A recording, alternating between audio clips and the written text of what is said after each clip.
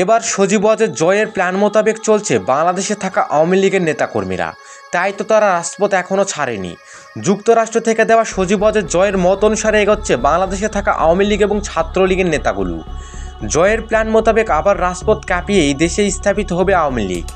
সজীব ওয়াজেদ জয়ের সেই মাস্টার প্ল্যানটি কীভাবে তারা আওয়ামী লীগকে আবার ক্ষমতায় নিয়ে আসবে জানতে হলে দেখতে হবে সম্পূর্ণ ভিডিওটি।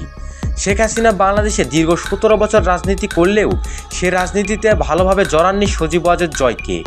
সেই সময় তিনি বিদেশ থেকে নিয়ন্ত্রণ করতেন বাংলাদেশের আওয়ামী লীগ নেতাকর্মীদের, কারণ তিনি জানতেন কোনো এক সময় যদি আওয়ামী লীগের হাল ধরার মতো লোক না থাকে, সেই সময় তিনি মাস্টার প্ল্যান অনুসারে তিনি আওয়ামী লীগের হাল ধরবেন। আর এইবার সেই সময় এসেছে।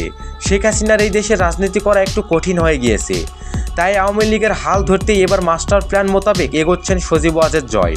সজীব ওয়াজেদ জয়ের প্ল্যান মোতাবেক মাঝে মধ্যে দেখা যায় আওয়ামী লীগ এবং ছাত্রলীগ নেতাদের রাজপথে আন্দোলনের নামে তাদের দাবি নিয়ে, এবং সেই সময় যদি সেই সব আন্দোলনে বাধা দেওয়ার চেষ্টা করে তাহলে সেই সব তথ্য পৌঁছে দিবেন যুক্তরাষ্ট্রের প্রেসিডেন্টের কাছে, এবং সেই দাবিটি তিনি প্রেসিডেন্টের কাছে জানাবেন যে তাদের উপর অন্যায় করা হচ্ছে।